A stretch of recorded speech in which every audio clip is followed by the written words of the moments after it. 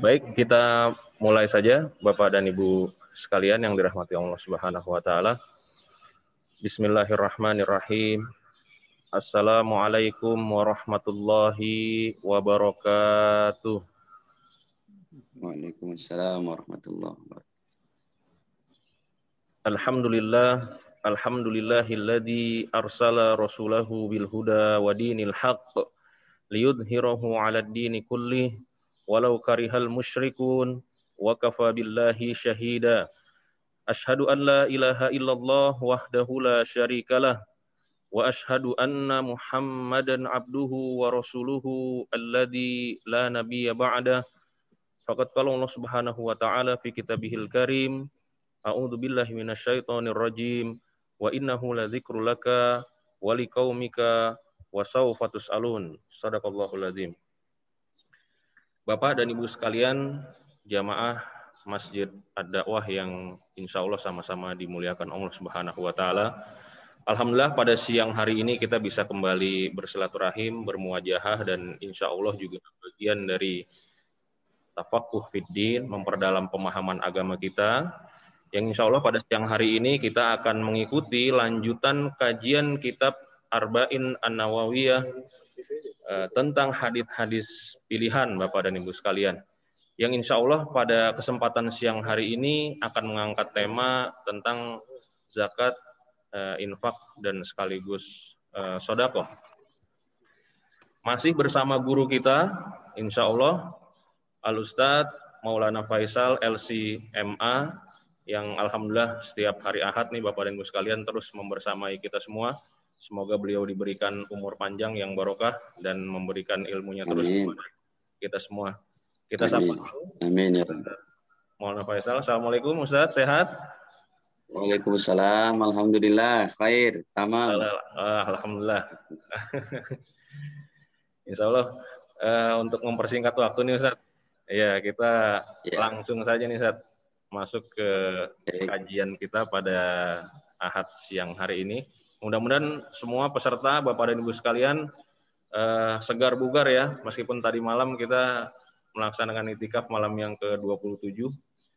Insya Allah juga sudah istirahat tadi pagi, alhamdulillah, sehingga siang hari ini kita bisa kembali menggali ilmu-ilmunya Allah Subhanahu wa taala dan juga Rasulnya Muhammad sallallahu alaihi wasallam.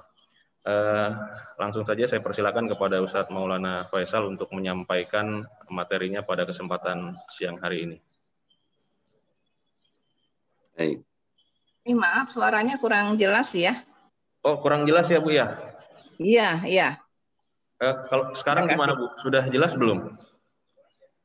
Pelan nih suaranya. Oh, agak pelan ya. Oh, iya. Bu. Kedengeran cuman pelan. Oh. Di tempat kami jelas Bu suaranya Bu. Mungkin coba dicek di tempat kami suaranya jelas Bu. Mungkin coba dicek di alat Ibu Bu. Coba saya cek kembali ya.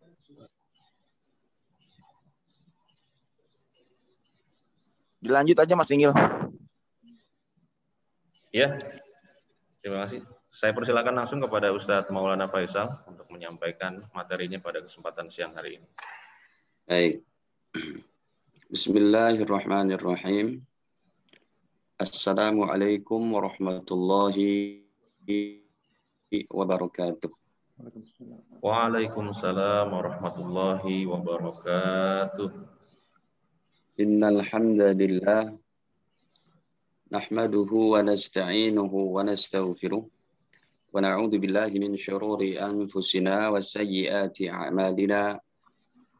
May yahdihillahu fala mudilla lahu wa may yudlil fala hadiya lahu. Asyhadu an la ilaha illallah wahdahu la syarika lahu wa asyhadu anna nabiyyana Muhammadan abduhu wa rasuluhu la nabiyya ba'dah. Allahumma salli wa sallim ala nabiyyina Muhammadin wa ala alihi wa sahbihi wa man ittaba'ahum bi ihsanin ila yaumil qiyamah, amma ba'd. Faya ma'asyaral muslimin wal muslimat, usikum wa nafsi bitaqwallah faqad fazal muttaqun. Qala Allah Ta'ala, ya ayyuhalladzina amanu taqullaha haqqa tuqatih wa la tamutunna illa wa antum muslimun. Alhamdulillah, hadirin para jamaah yang dirahmati Allah Ta'ala, kaum muslimin, muslimat, shaimin, shaimat. Sebelumnya marilah senantiasa kita panjatkan puji syukur kehadirat Allah Subhanahu wa Ta'ala saja atas segala limpahan nikmatnya yang tiada terhingga untuk kita semua, terutama sekali nikmat iman, Islam, sehat, afiat. Para jamaah yang dirahmati Allah, mengawali taklim terakhir kita, ya saya katakan taklim terakhir di bulan suci Ramadan ini, dan kita berada pada penghujung bulan Ramadan yang insya Allah kita akan membahas daripada seputar yaitu zakat, infak, dan sedekah. Para jamaah yang dirahmati Allah Ta'ala, sejatinya zakat, infak, sedekah itu sendiri mempunyai perbedaan yang sangat mencolok dan ada kategori dan definisi-definisinya. Dan zakat, infak, sedekah ini adalah merupakan bagian dari syariat kita yang berkaitan dengan finansial. Ya. Jadi Islam sebagai agama sempurna ya berkaitan dengan finansial, bahwa dalam harta-harta kita di situ ada hak Allah Subhanahu wa Ta'ala, hak orang lain. Ya. Setiap itu mau disadari oleh orang Islam itu sendiri atau tidak disadari, di setiap harta kita ada hak orang lain 2,5%. Ya, ini secara otomatis. Ya. Dan filosofisnya bisa kita pahami bahwa Allah menginginkan umat Islam di mana saja berada, ya, maka bisa kontribusi kebaikan. Sedikit banyaknya itu relatif, tetapi mindsetnya seperti itu.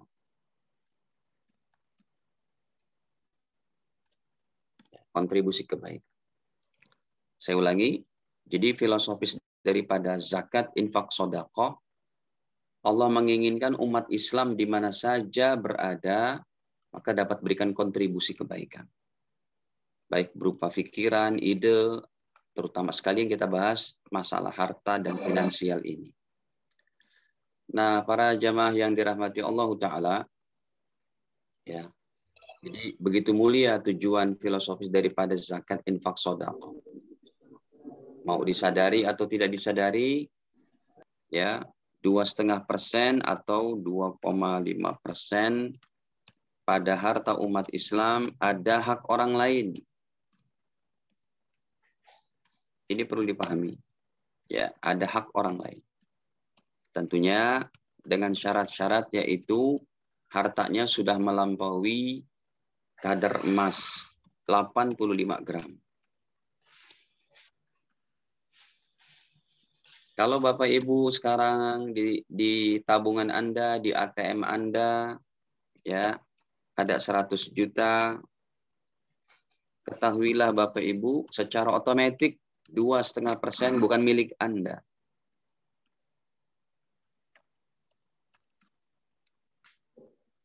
Ini yang menjadi dosa nanti kalau kita tidak pelajari dan kita tidak menjalankannya. 100 juta, 2,5%-nya kalau sudah sampai 1 tahun, berarti 2,5 juta itu milik fakir miskin. Ya, diminta oleh Allah dan Rasulnya untuk diberikan kepada yang berhak. Jadi bukan punya kita itu.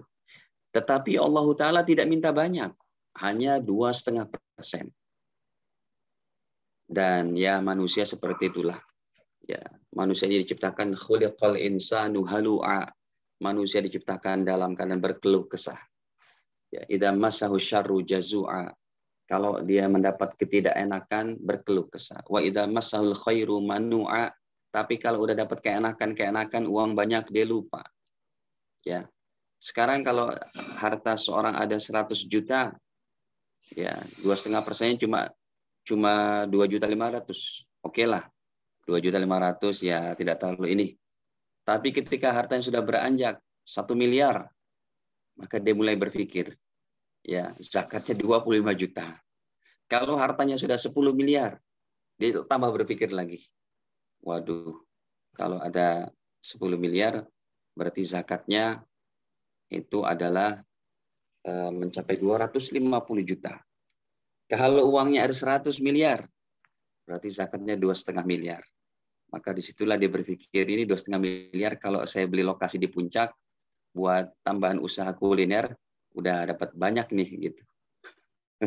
Disitulah manusia ya, selalu dalam keadaan yang Nabi katakan bahwa seseorang itu dia tidak akan merasa pernah puas dengan selembah emas yang dia miliki, dan dia akan berusaha untuk mencari terus daripada emas-emasnya itu sampai dia sudah punya 1 mau 2, sudah mau 2 mau 3, sampai dia nantinya yaitu mulutnya disumpal dengan tanah, artinya mati. Nah, para jamaah yang dirahmati Allah Ta'ala, ya contohnya hadis tadi adalah riwayat daripada Imam Bukhari Muslim.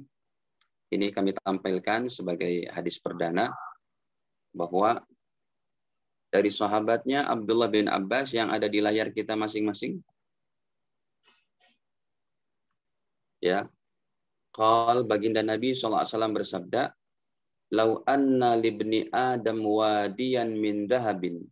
Sumpamanya ada seorang anak Adam, seorang manusia, sudah mempunyai 1 lembah dari emas, maka ahabba, dia akan menjadi lebih suka lagi, ayyakuna lahu wadiyan, untuk usaha lagi supaya lembahnya bukan cuma 1 tapi menjadi 2. Begitu terus kata Nabi, walayyam la'fahu illa turab, dan tidak akan bisa menutup mulutnya itu illa turab, kecuali tanah. Artinya ya nafsu yang demikian tetap akan menggandrungi seorang manusia sampai dia kepada kematian, yaitu tanah menyumpal mulutnya. Wa yatubullahu ala man tab, dan Allah menerima tobat orang yang orang yang bertobat. Hadirin, sebenarnya kalau seorang dia sudah punya bisnis 1, kemudian dia buka lagi yang lain, ini nggak apa-apa. Maksudnya ketika seorang dia punya ini, mau 2, mau 3, tapi lupa dengan ibadah, lupa dengan hak-hak finansialnya. Ini yang dilarang dan ini yang tercela. Baik, para jamaah kaum muslimin, shaimin, shaimat yang dirahmati Allah Ta'ala. Sekarang kita lanjut. Definisi daripada zakat itu sendiri, kita masuk saja kepada definisi zakat. Zakat adalah pengeluaran harta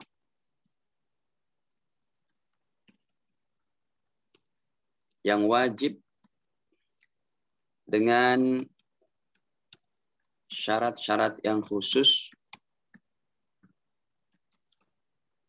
dan alokasi yang khusus. Ingat, zakat ini tidak boleh dipakai untuk sembarangan. Dia ada alokasi yang khusus. Ya. Jadi apa yang kita dengar dari kata-kata zakat, kita pahami saja ini pengeluaran harta yang wajib. Ya, dengan syarat-syarat khusus dan alokasi yang khusus. Para jamaah yang dirahmati Allah, ya, zakat ini pengeluaran harta yang wajib karena hukumnya wajib, maka apabila ditinggalkan menjadi berdosa. Ya. Dan ada ancaman bagi orang yang meninggalkan kewajiban bayar zakat ini dengan ancaman, ya, ancaman yang tidak disebutkan dalam ancaman dosa yang lain. Ada ancaman khusus bahkan, yaitu kata-katanya adalah disetrika.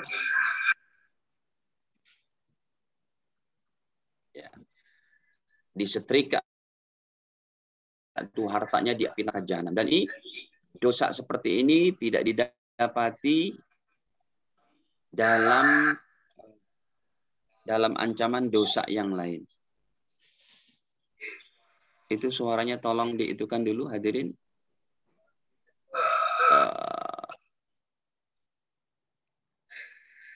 Baik. Bapak Ibu, suaranya tolong diitukan ya, di mute.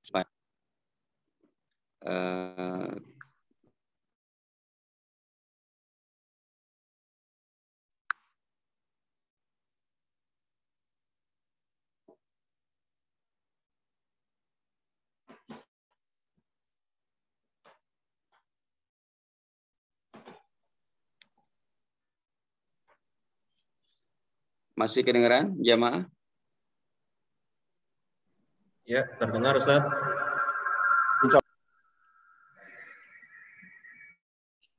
Baik. Hadirin, lanjut.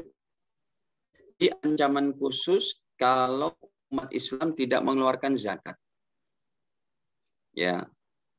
Karena dia ada syarat-syarat khusus dan ini menjadi sesuatu yang wajib. Contohnya ancamannya, kita buka saja dalam surat At-Taubah pada ayat ke-34 dan 35. Ya. Coba kita beralih kepada Al-Qur'annya bahwa ini Allah Subhanahu wa taala berfirman tentang ancaman orang yang tidak mau membayar zakatnya. Kita buka surat yang ke-9, surat At-Taubah. Allah Ta'ala berfirman di sini, Ya ayyuhalladzina amanu, wahai orang-orang beriman, inna katsiran minal ahbari waruhban. Sesungguhnya kebanyakan daripada rahib-rahib Yahudi, pendeta-pendeta Nasrani, layak kuluna amwalan nasi bil batil. Mereka suka memakan harta manusia dengan cara yang batil. Ini para pendeta, para rahib terdahulu, seperti itu hadirin pekerjaannya. Wa yasudduna an sabilillah.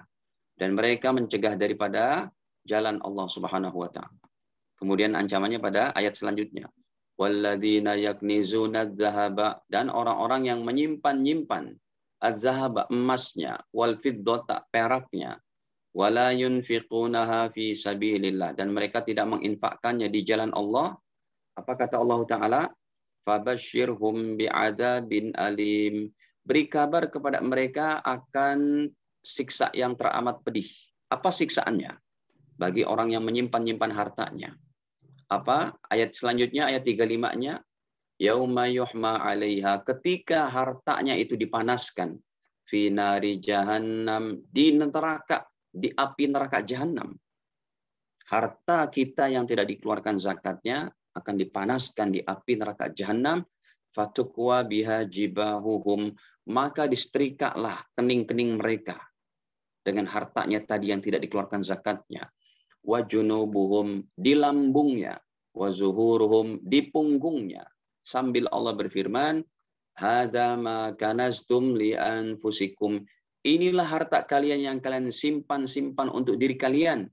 Padahal 2,5%-nya itu adalah milik orang lain, yaitu fakir miskin paling tidaknya. Maka Allah katakan, fadhuqu, maka rasakanlah, ma kuntum taknizun, dari apa-apa yang kalian simpan. Baik. Nah, hadirin para jamaah yang dirahmati Allah Ta'ala, ya, kita kembali kepada word-nya. Jadi, orang Islam yang tidak membayar zakatnya, dia ada ancaman dengan ancaman khusus. Karena ini sifatnya khusus dengan syarat-syarat khusus, ya, maka alokasi khusus pun Allah Ta'ala perintahkan.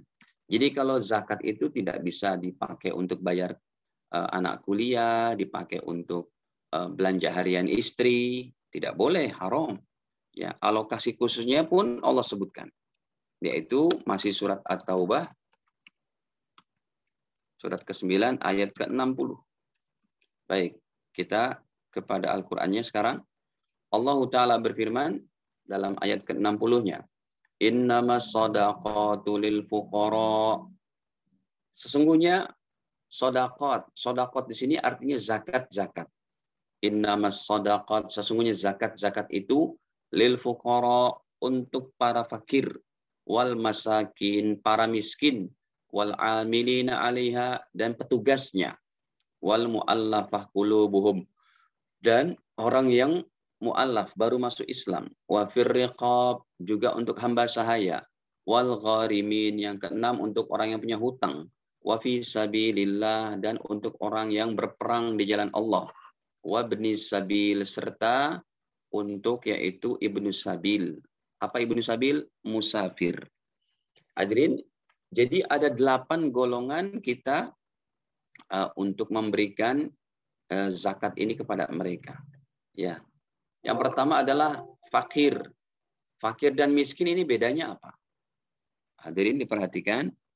Ya, fakir adalah orang yang memerlukan, ya, satu kepala keluarga memerlukan biaya bulanannya 10, tetapi dia hanya mendapatkan hanya 4 sampai 5. Itu fakir. Sedangkan miskin, hadirin, dia perlu 10, tetapi yang dia dapatkan 7 sampai 8. Masih kurang juga, tetapi keadaannya masih lebih baik daripada fakir. Jadi rupanya dalam definisi seperti ini kita ketahui fakir keadaannya lebih buruk daripada miskin. Makanya Nabi pernah berdoa minta dijadikan orang miskin, dikumpulkan bersama orang-orang miskin, dan banyak keutamaan tentang miskin, tetapi Nabi berlindung dari kefakiran. Begitu ya. Yang ketiga, alokasi zakat itu sendiri yang wajib kepada amil. Nah, ini warga DKM Masjid Ad-Da'wah, perhatikan, kalau DKM sudah membentuk amil zakat untuk di Masjid Ad-Da'wah Kelapa Gading, maka ingat, Anda yang menjadi amil tidak berhak mendapat zakat. Kenapa? Karena amil yang di sini Allah sebutkan adalah amil yang petugas zakat yang ditunjuk oleh pemerintah. Ditunjuk oleh Menteri Agama atau Menteri Keuangan atau yang lainnya. Ya, presiden langsung seumpamanya, ya, maka itu yang boleh untuk menerima zakat. Jadi bukan amil zakat yang di masjid-masjid bentukan dari para DKM. Kalau itu sebutannya sih bukan petugas zakat yang resmi, tetapi relawan zakat. Ya, saya ulang, amil zakat yang ada di masjid-masjid itu bukan bentukan pemerintah, maka tidak berhak mendapat zakat. Ya, orang-orang seperti itu disebutnya sebagai relawan zakat. Wal mu'allafah qulubuhum, yang keempat orang yang baru masuk Islam. Wa fir riqab, ya, dan juga orang yang budak hamba sahaya. Kalau yang kelima ini kayaknya budak sudah tidak ada sekarang. Wal gharimin, orang Islam yang punya hutang. Wa fisabilillah. Nah, fisabilillah ini adalah mayoritas ulama mengartikan orang-orang yang ghaza, yang mereka melakukan peperangan jihad. Jadi harta zakat ini tidak boleh diberikan untuk renovasi masjid, ya, renovasi pesantren menurut pendapat yang mayoritas. Jadi fisabilillah untuk yang berperang. Wa ibnis sabil, dan juga untuk ibnu sabil yaitu musafir. Baik, sampai sini dulu dari pemaparan tentang definisi zakat. Sekarang hadirin yang kedua. Yang kedua adalah infak. Infak adalah, ya, pengeluaran harta zakat dan non zakat. Ya, pengeluaran harta zakat dan non zakat. Jadi infak ini lebih luas sedikit daripada zakat. Kalau zakat yang wajib saja, tetapi kalau infak pengeluaran harta zakat dan non zakat. Berarti di sini masuk dalam kategori pengeluaran harta yang wajib dan sunnah. Begitu. Ya, jadi setiap zakat pasti infak. Dan setiap infak belum tentu zakat. Ya. Setiap zakat pasti masuk ke dalam kategori infak. Tapi kalau infak belum tentu zakat, bisa juga yang sunnah. Ya. Jadi perkataannya menjadi benar seumpamanya begini. ada pungutan infak untuk pembayaran THR tukang sampah di komplek kita masing-masing, gitu ya. Itu sebutannya infak, betul. Karena itu masuk dalam kategori yang sunnah. Jadi kalau ada yang keliling untuk mengambil uang infak THR tukang sampah, security, keamanan, kita bilang, Pak, untuk infaknya nih Pak, gitu. Itu betul. Tapi kalau dikatakan Pak, zakatnya Pak untuk THR ini itu kurang tepat, gitu ya. Atau contohnya Anda kasih uang belanja bulanan lebih karena ini mau Lebaran, kasih kepada istri, ini ibunya anak-anak, ini infak tambahan untuk uang Lebaran. Itu betul kata-katanya.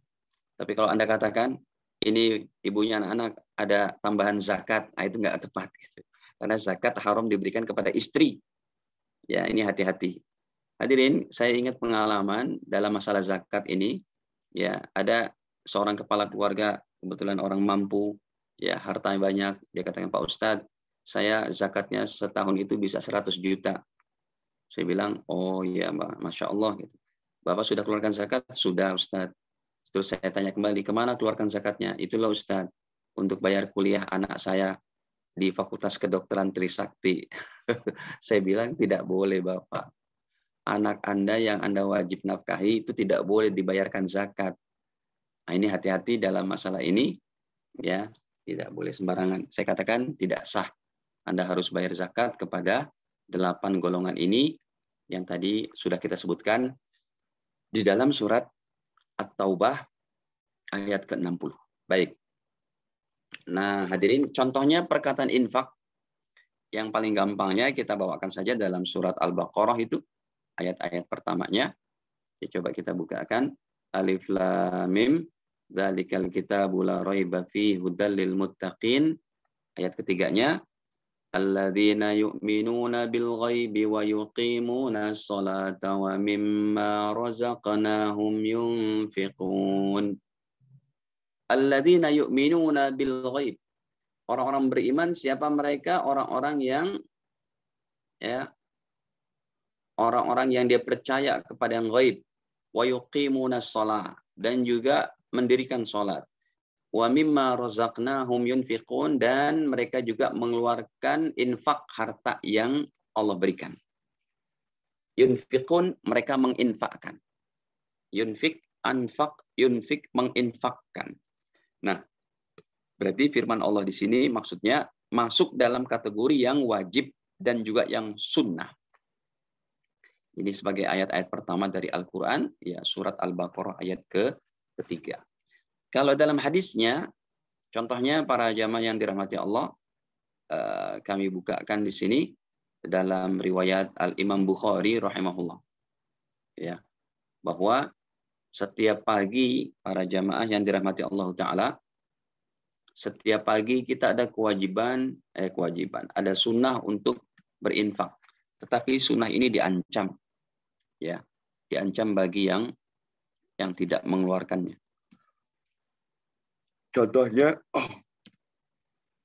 hadis ini pada 1374 kami sedang menjelaskan kata-kata infak dulu, ya. Di antaranya Nabi bersabda, ma min yaumin yusbihul ibadu fih. Tidaklah pada setiap pagi hamba-hamba Allah kedatangan illa malakani yanzilan. 2 malaikat yang turun. Ya, setiap hari, setiap pagi ada 2 malaikat turun dari langit. Fayaqul, malaikat yang pertama berdoa. Ya, Allahumma ya Allah, a'ti berikanlah munfiqa kepada orang yang berinfak, khalafa gantinya yang lebih baik. Jadi ya, kata-kata munfik di sini masuk kepada yang wajib dan sunnah. Ya, munfik. Nah, hadirin, malaikat ini berkata, ya Allah, berikanlah kepada hamba-Mu yang dari pagi hari sudah berinfak, khalafa, engkau ganti hartanya dengan penuh barokah, baik, ya. Wa yaqulul akhar, tetapi malaikat yang kedua ini yang menyeramkan ini.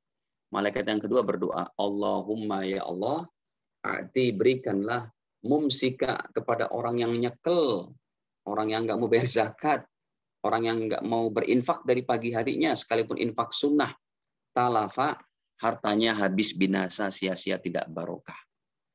Nah, dari hadis ini para jamaah, kalau bisa setiap pagi kita sudah berinfak, ya.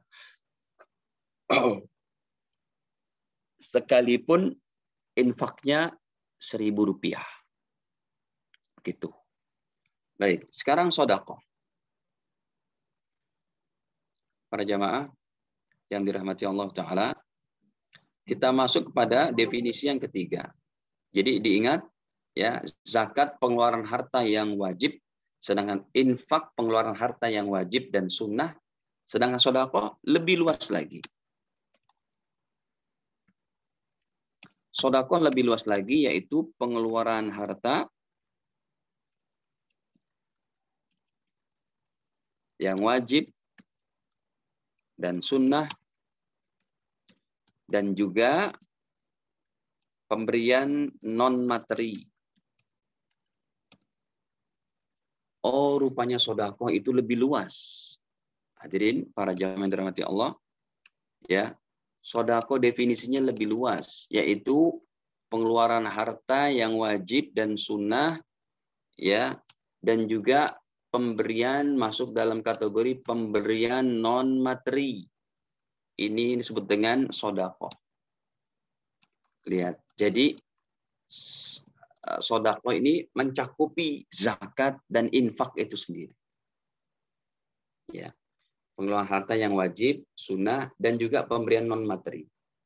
Makanya dalam surat At-Taubah ayat ke-60 tadi Allah pakai kata-katanya sedekah. Karena masuk dalam pengeluaran harta yang wajib. Gitu. Dan betul ayat itu pada At-Taubah 60 tadi, ya, yang Allah katakan bahwa wajib mengeluarkan zakat kepada 8 golongan. Kata-katanya Allah pakai sedekah. Kenapa? Karena sedekah itu masuk dari harta yang wajib dan juga yang sunnah. Nah, hadirin, jadi sedekah lebih luas daripada infak zakat itu sendiri. Kenapa? Karena sedekah bisa juga pemberian non materi. Ya, contohnya, para jamaah yang dirahmati Allah,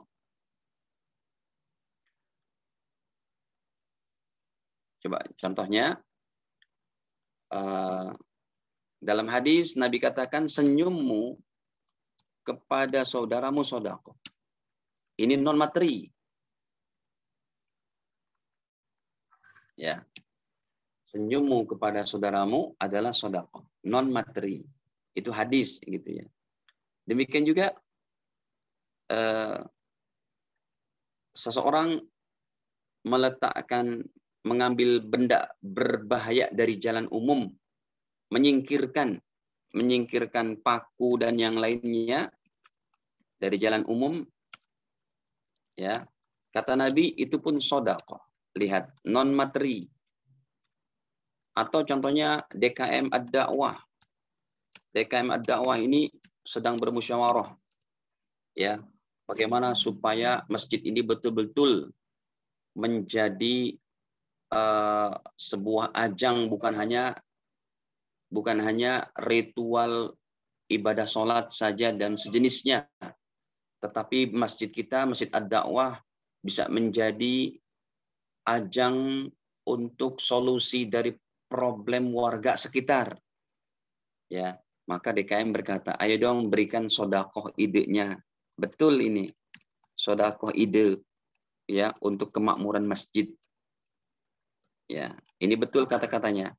Dan menjadi keliru kalau kata-katanya, ayo dong berikan zakat idenya. Enggak tepat itu. Ataupun ayo dong berikan infak idenya, tidak tepat. Kenapa? Karena pemberian, ya, non materi hanya dipakai kata-kata sedekah.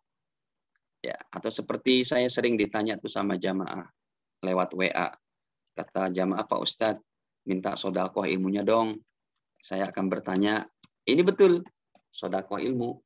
Coba kalau diganti dengan kata-kata zakat dan infak.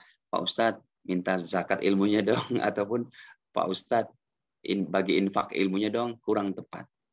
Ya. Ataupun hadirin para jamaah yang dirahmati Allah, contohnya yang lain, yaitu kata Nabi, Anda baca tasbih tasbih Anda itu jadi sedekah pahalanya. Anda baca tahmid, kata baginda Nabi, tahmid Anda jadi sedekah. Kemudian Anda baca tahlil, ya, itu pun menjadi pahala sedekah. Kenapa? Karena dia adalah non materi, itu termasuk dalam kategori sedekah. Anda baca takbir, zikir takbir Allahu Akbar, maka kata Nabi itu pun jadi sedekah. Ya. Dan Anda perintah kebaikan. Ya, ada anak-anak muda itu waktu maghrib belum sholat, Anda memerintahkan dengan baik, dengan santun, ayo sholat, yuk ke masjid. Itu jadi sedekah. Bayangin. Ya. Kemudian cegah kemungkaran. Ya, cegah kemungkaran. Cegah kemungkaran ini hadirin Nabi katakan adalah sebagai sedekah juga. Kemudian hubungan intim suami istri. Ya. Hubungan suami istri kata Nabi itu adalah sedekah suami kepada istrinya. Non materi dia. Begitu. Nah, para jamaah yang dirahmati Allah, dari ketiga definisi ini, yang paling ribet dan menjelimet adalah masalah yang wajib, yaitu zakat.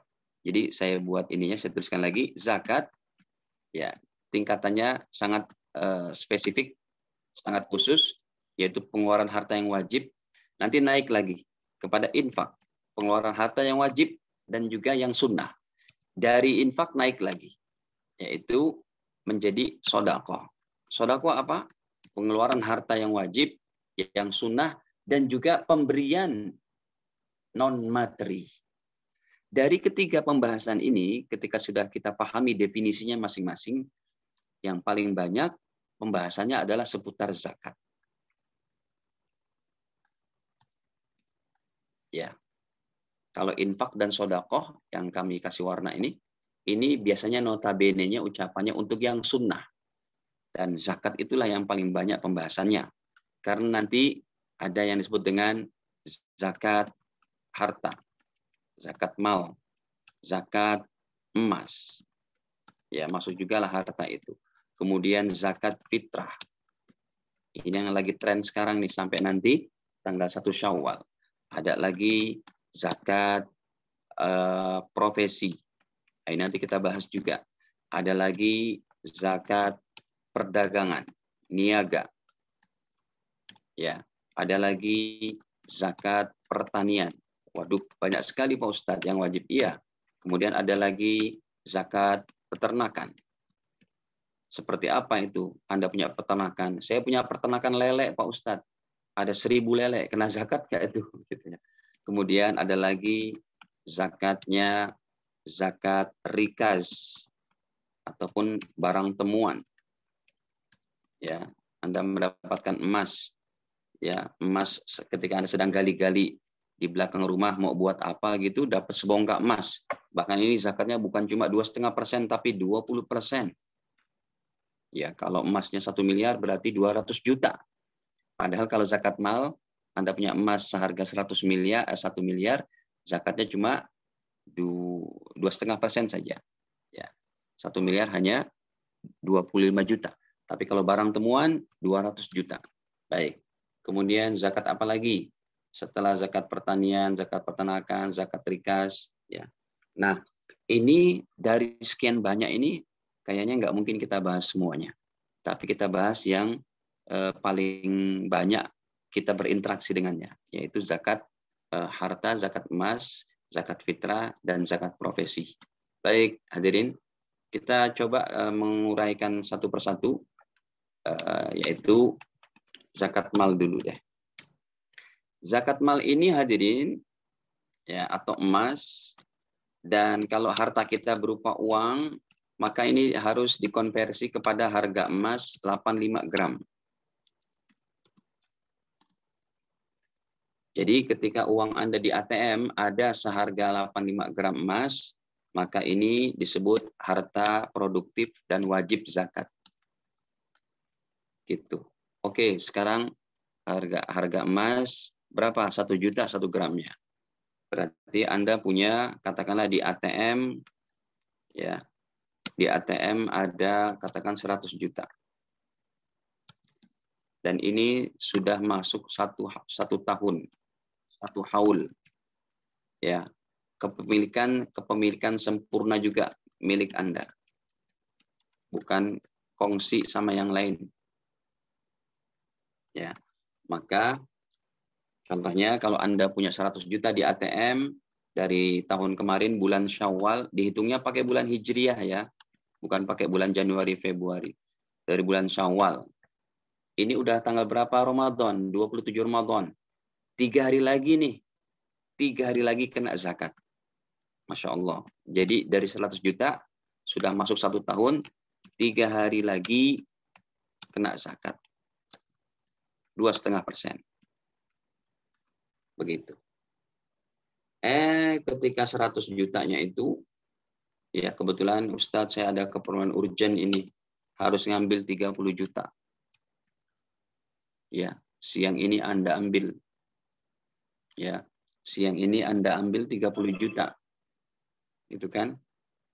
Berarti sisanya tinggal berapa hadirin? Anda ambil siang ini 30 juta, sisanya tinggal 70 juta. 70 juta ini 3 hari lagi.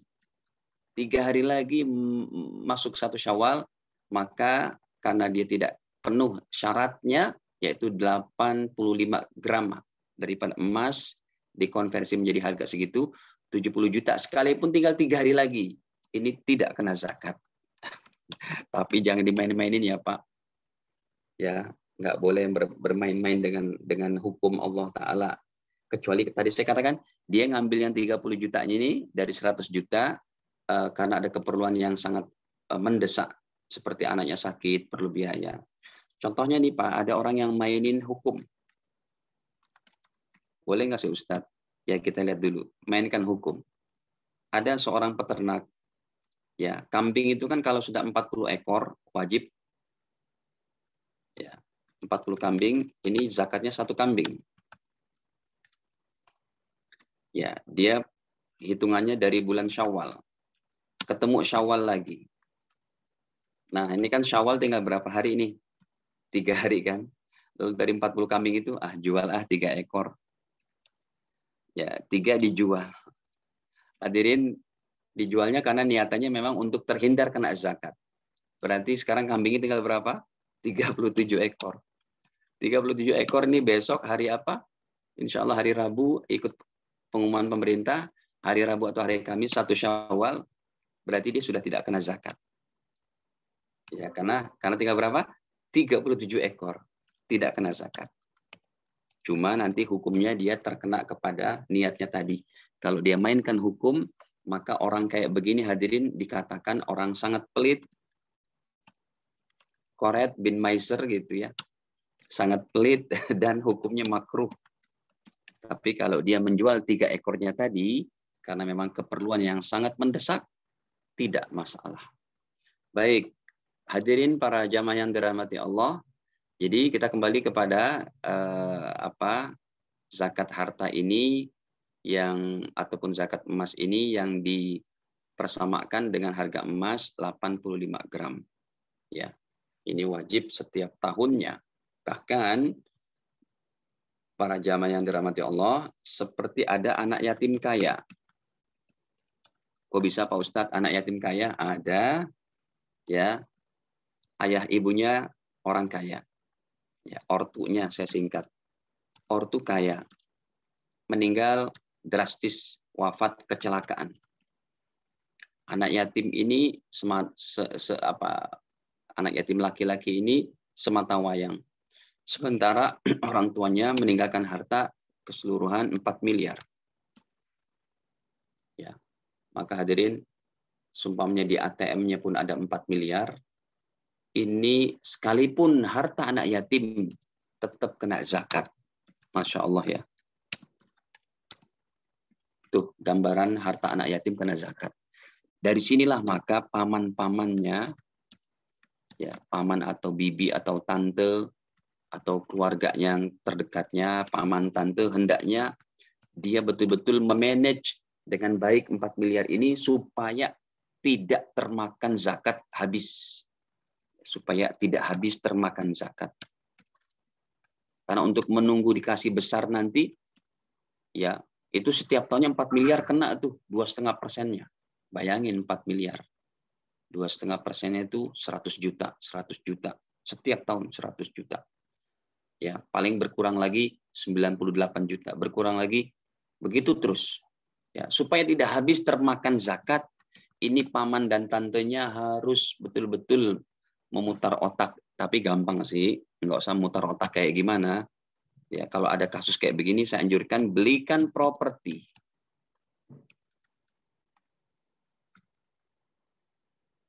Gitu. Ini cara cerdas untuk memanfaatkan harta anak yatim. Tapi ini memainkan hukum, Pak Ustadz. Tidak apa-apa, karena ini anak yatim yang dia perlu kesejahteraan untuk dia masa besarnya tadi, masa besarnya nanti, gitu ya. Belikan properti, ya. Sebab kalau uangnya diputar dengan dagang, khawatir juga paman tantenya ini bangkrut. Wah, berbahaya juga tuh anak yatim jadi hartanya habis. Yang paling aman, belikan properti. Bayangkan rumah di daerah kami di Bekasi, ya tahun 2007 cuma 75 juta, sekarang dijual sudah bisa angka 900 juta, hampir 1 miliar begitu. Jadi kalau diberikan properti dengan surat-surat yang jelas, maka si anak ini, anak yatim tadi akan selamat gitu. Baik, hadirin para jamaah dirahmati Allah, ini diantaranya secara singkat pembahasan tentang zakat harta, zakat mal, atau zakat emas itu sendiri. Tapi kalau Anda mau berikan zakat kepada fakir miskin, yang terbaiknya adalah berikan kepada kerabat terdekat. Ini terbaik. Ya, cuma haram diberikan kepada orang yang Anda nafkahi. Yang tadi sudah kami jelaskan di depan, bayar zakat untuk anak kuliah fakultas kedokteran, bayar zakat untuk tambahan uang belanja Hari Raya Idul Fitri kepada istri, itu nggak benar. Bayar zakat juga tidak boleh kepada orang tua, tapi berikan kepada kerabat terdekat itu sangat dianjurkan. Yaitu contohnya paman, tante, ya keponakan, sepupu, ini boleh kita bayarkan zakat. Ya, contohnya Anda punya keponakan masih kuliah, ya bapaknya ini atau paman Anda ya terseok-seok lah ekonominya, kerja serabutan nggak jelas, tapi anaknya ini cerdas, anaknya sungguh-sungguh, maka Anda punya zakat setahunnya Anda bayarkan untuk kuliah si keponakan ini sah dan bagus, hadirin. Ya, karena keponakan orang yang tidak wajib kita nafkahi, dan kita memperhatikan masing-masing kerabat. Ini diantaranya garis besar Islam, supaya kesejahteraan itu dimulai dari keluarga terdekat. Artinya memperhatikan, peduli kepada keluarga terdekat, itu anjuran Islam. Jadi kalau Bapak nanti keluarkan zakat fitrah kepada kerabat terdekat, itu baik. Ataupun zakat mal, peduli kepada kerabat terdekat, itu adalah perintah Islam. Bayangkan, kalau semua daripada kerabat terdekat ini punya pemahaman kayak gitu, kayaknya nggak susah-susah kita untuk menutup celah-celah kemiskinan itu. Karena masing-masing keluarga besar adalah orang yang mampunya, orang yang ininya, itu saja. Berkutat di situ saja, di ruang lingkup itu, maka memudahkan untuk pengentasan kemiskinan. Apalagi di Indonesia. Apabila harta zakat ini betul-betul dimanage oleh pemerintah, ya harta zakat umat Islam betul-betul dimanage dengan baik, hadirin, maka pengentasan kemiskinan ini dengan mudah. Dalam jangka waktu, cuma 5 tahun bisa pengentasan kemiskinan. Caranya, kita ada sistem komputerisasi. Dibuatlah Kementerian Perzakatan khusus. Karena pada zaman Nabi sudah ada, hadirin, pegawai negeri. Zaman Nabi dalam hadis Sahih Bukhari sudah ada yang namanya pegawai negeri, yaitu para amilin zakat, petugas zakat yang Rasul kirim ke Mesir, Yaman, Jordan untuk mengambil harta zakat orang Islam. Dan mereka digaji dari Baitul Mal, dari negara. Nah, pengentasan kemiskinan kalau pengelolaan zakat dengan baik, ya pengelolaannya diawasi, penggunaannya 1 tahun 2 tahun ke depan, para mustahikin, orang yang berhak menerima zakat, insya Allah dia akan berubah menjadi muzaki, gitu. Jadi sebenarnya kita bayar zakat bagusnya seperti itu. Kita latih orang ini supaya ke depannya dia jadi muzaki. Bukan cuma bayar zakat sekedar bayar gitu saja, gitu ya. Tentu ini memerlukan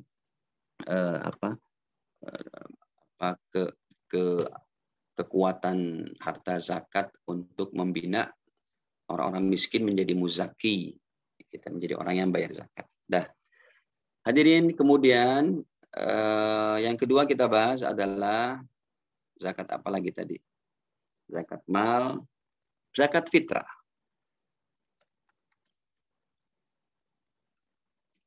Zakat fitrah ini hadirin, mayoritas ulama ya wajibnya adalah dengan makanan pokok, dengan beras kalau di kita. Bahkan mereka katakan tidak sah pakai uang. Tidak sah pakai uang. Ini pendapat siapa? Ini adalah pendapat Imam Syafi'i, Imam Maliki, dan Imam Hambali. Ya, mayoritas ulama. Sementara yang membolehkan siapa? Imam Hanafi. Imam Hanafi mengatakan boleh pakai uang. Tapi kalau Anda mau bayar pakai Imam Hanafi, Anda harus mengerti fikih Imam Hanafi.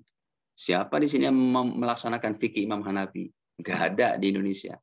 Kebetulan saya belajar dari ulama, belajar hadis dari ulama-ulama mazhab Hanafi di India, Pakistan. Nah, hadirin, makanya ini perlu kepada para DKM, ya, kalau memang masyarakat awam ini, jadi kita berikan solusinya, ya, masyarakat awam dia datang ke masjid dengan bawa uang, ya, maka yang kita katakan bahwa kalau DKM-nya pun awam, ya, masyarakatnya pun awam, ya sudahlah sah, ya, ikut mazhab Hanafi, gitu. Tetapi ingat, jumlahnya mazhab Hanafi itu bukan cuma 2,7 kg. Ya. Mazhab Imam Hanafi ini bisa lebih dari itu, yaitu 3,7 kg.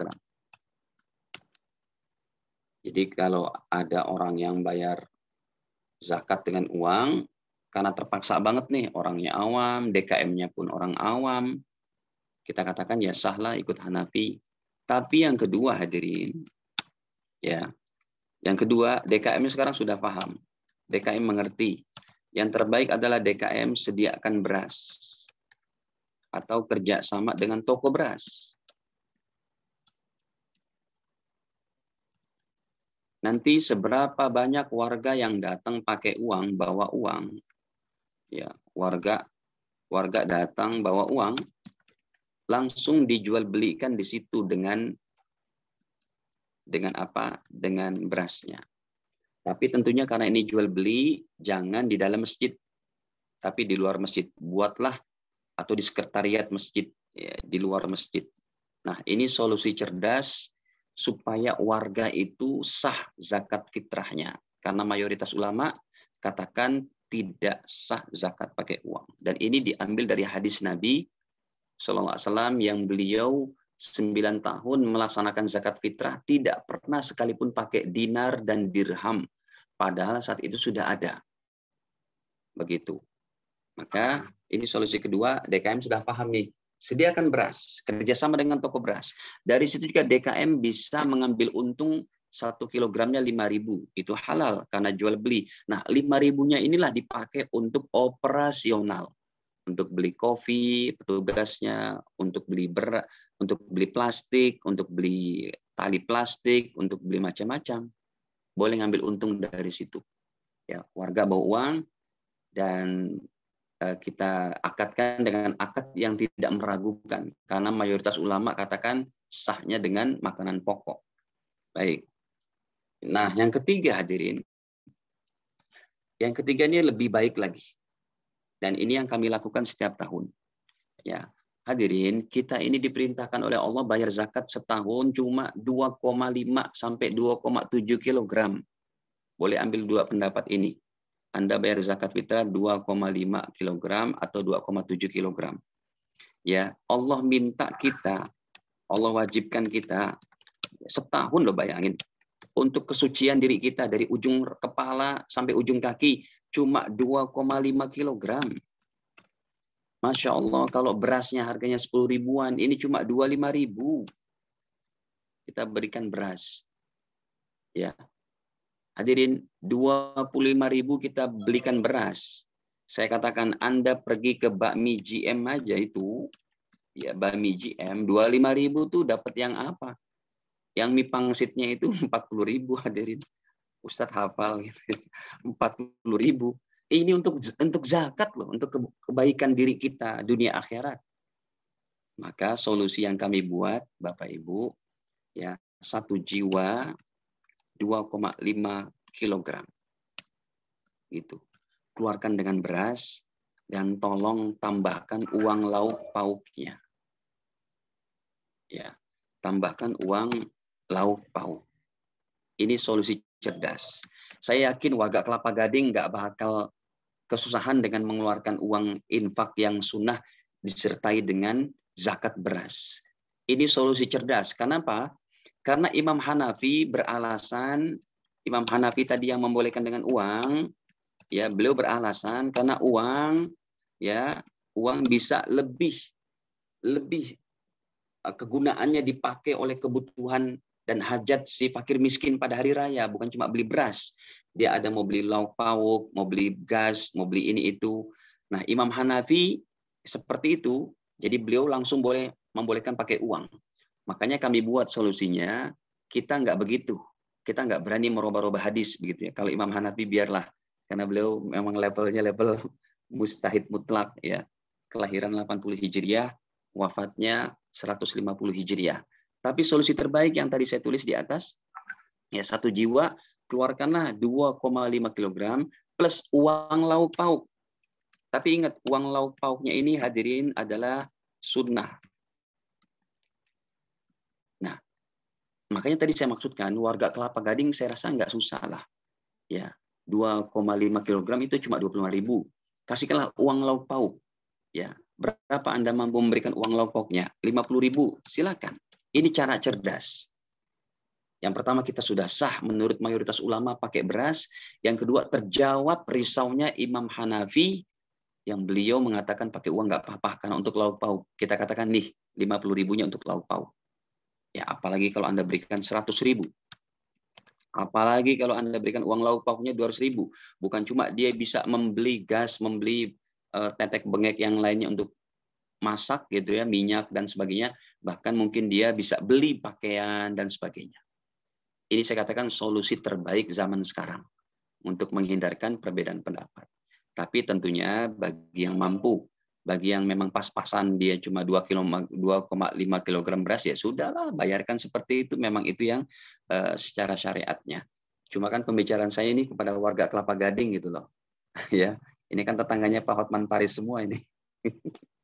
Baik, para jamaah yang dirahmati Allah, ini yang kedua adalah zakat fitrah dan seperti itu. Zakat fitrah ini kalau menurut imam kita, Imam Syafi'i, paling akhir dibayarkan nanti 1 Syawal waktu maghrib, ya bukan selesainya sholat Id.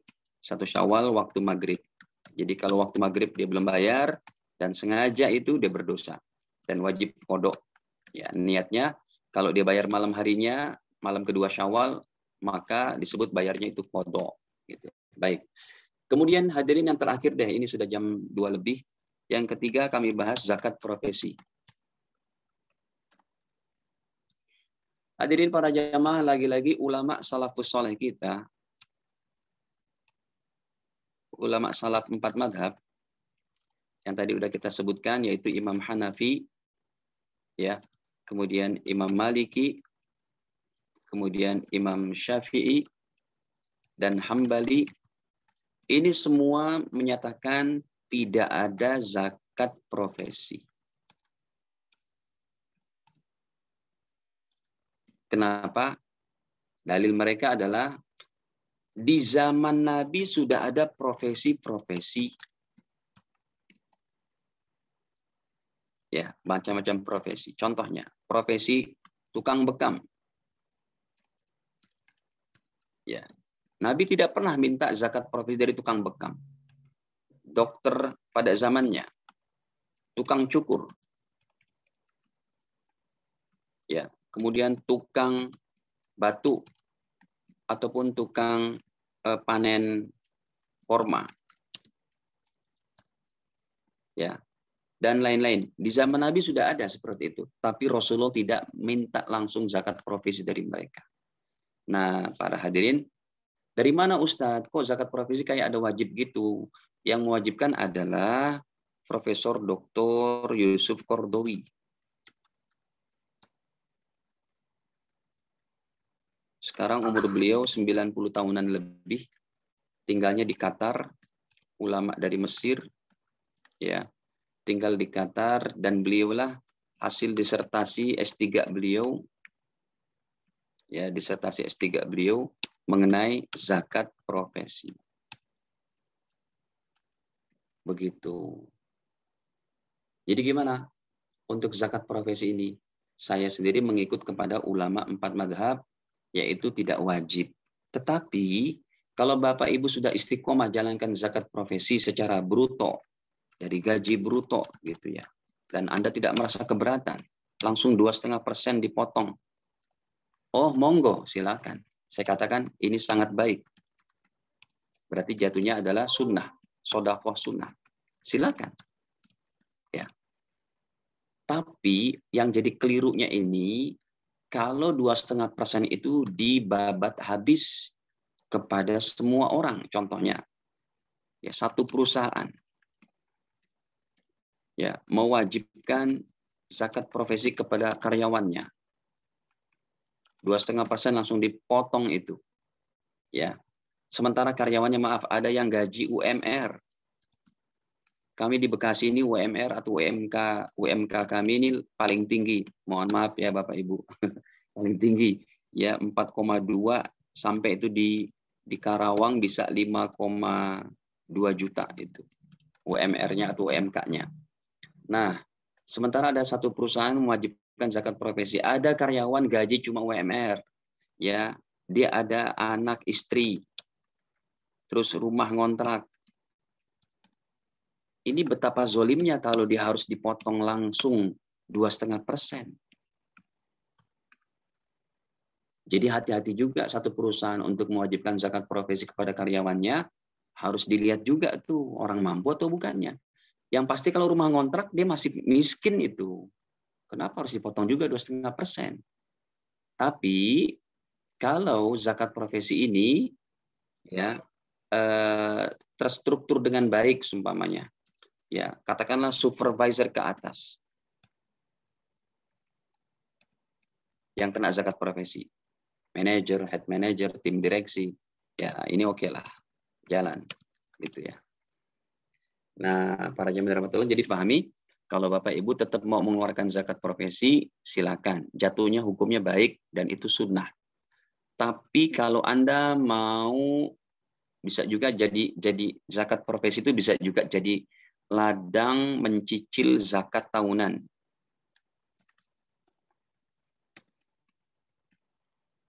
Coba diperhatikan. Ya, setiap tahun Anda bayar zakat katakanlah 25 juta. Karena harta Anda ada 1 miliar. Ini boleh dicicil setiap bulan, berarti berapa? Dibagi 12. Katakanlah secara kotornya 2 juta. Dari gaji Anda keluarkan tiap bulan 2 juta. Karena ada beban akhir tahun mengeluarkan zakat profesi 25 juta. Nah, 2 juta setiap bulan, ya, diikutkan dengan zakat profesi, ini sah. Berarti akhir tahun Anda tidak usah bayar zakat mal. Gitu, Bapak Ibu sekalian. Wallahu a'lam bishawab. Baik, Mas Bani, ini saja saya rasa sudah terlalu siang. Dan saya kembalikan kepada moderatornya. Silakan, Mas. Halo. Jazakallah Ustadz atas pemaparannya, panjang lebar ya, luar biasa ini. Mudah-mudahan para jamaah sekalian nggak ngantuk ya. Jadi harus disimak ini Bapak dan Ibu sekalian ya penjelasan dari Ustadz Maulana Faisal. Langsung saja. Dan itu belum kita bahas zakat pertanian, zakat peternakan. Betul. Ini harus ada sesi-sesi selanjutnya nih Ustadz, insya Allah. Langsung saja Silakan. silahkan kepada Bapak dan Ibu sekalian yang ingin bertanya seputar pemaparan materi yang sudah disampaikan oleh Ustadz Maulana Faisal tadi. Dipersilahkan Bapak dan Ibu sekalian.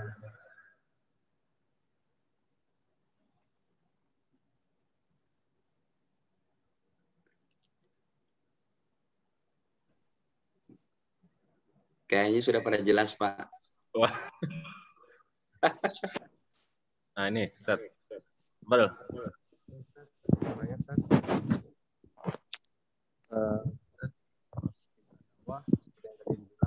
Relawan zakat ya. Suaranya Pak, suaranya nggak kedengeran.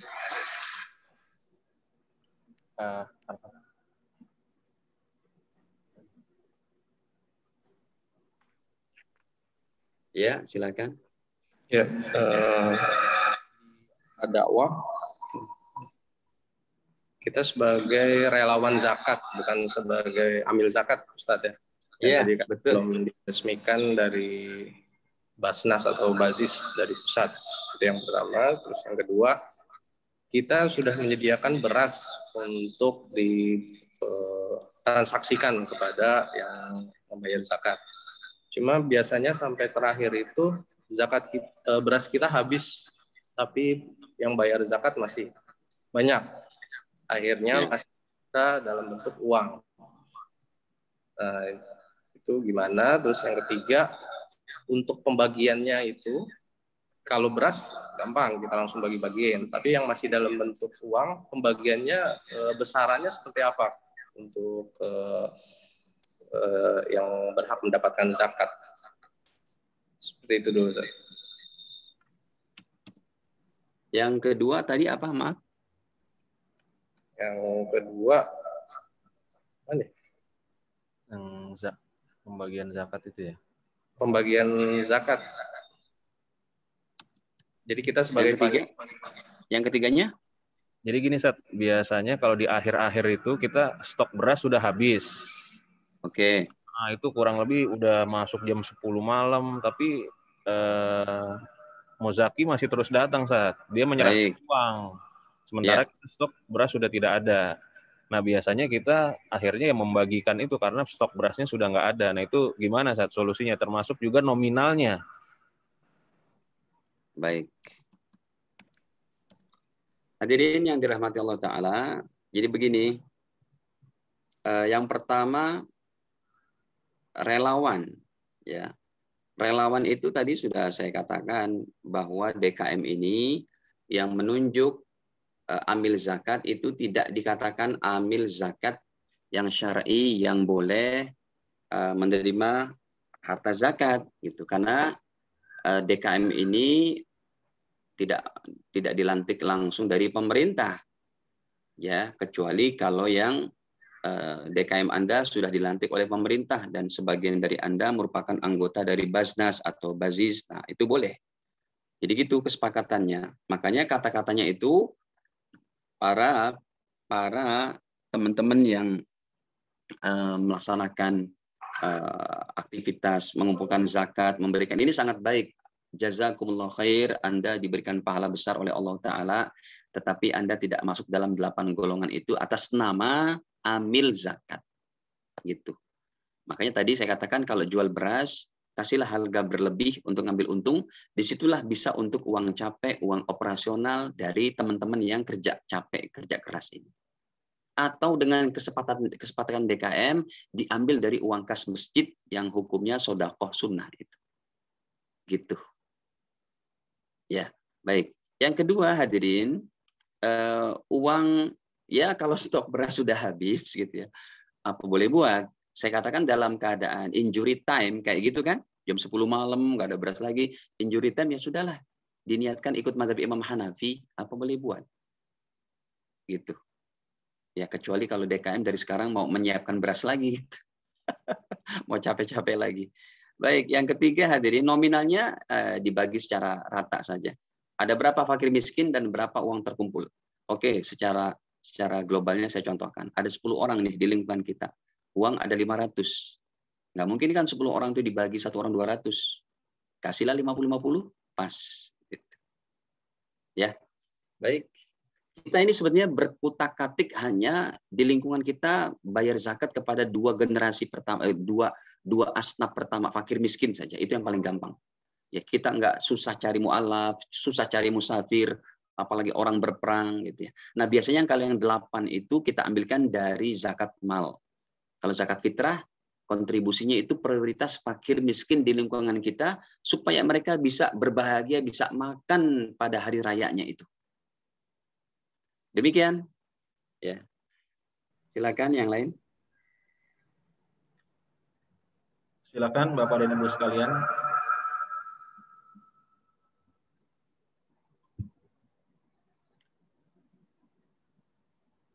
Yang ingin bertanya dipersilahkan Bapak dan Ibu sekalian.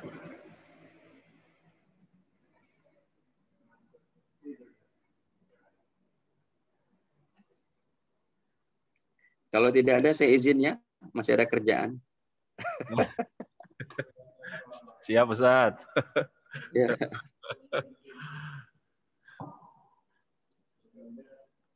Baik, kalau tidak ada yang bertanya lagi. Ini ada jamaah yang bertanya, Ustadz, bayar zakat boleh pakai masker enggak? Wah, Bu. Saya bilang, nggak boleh bayar zakat pakai masker. Maksudnya bayarnya sambil pakai masker gitu. Oh, kalau sambil pakai masker boleh. Allahu Akbar. Emang umat sekarang makin cerdas tuh.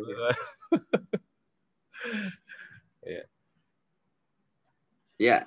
Baik, Bapak dan Ibu sekalian dan rahmati Allah Subhanahu wa taala, kalau tidak ada pertanyaan lagi, kita cukupkan kajian kita pada kesempatan siang hari ini. Dan betul tadi Ustadz sampaikan, ini sekaligus kajian penutup di bulan suci Ramadan.